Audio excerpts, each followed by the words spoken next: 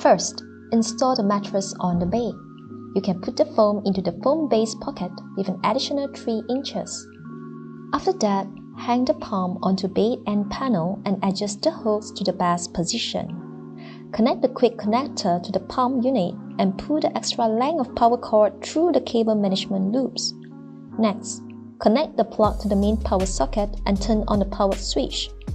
Adjust the pressure adjustment knob according to the weight of the patient. During the pressure adjustment, there will be alarm alert, which can be muted by using the alarm mute button.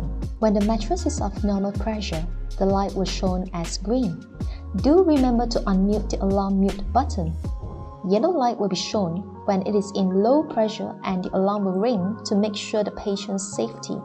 Alternating mode is to relieve pressure exerted to patient's body tissue periodically, which is 10 minutes per cycle. With static pressure mode, cell pressure is equalized to redistribute the body weight over greater surface area.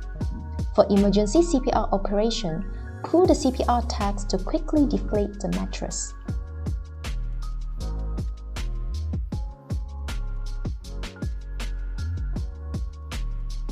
What should you do when low pressure alarm indicator is on? Check if the CPR tags are pulled off.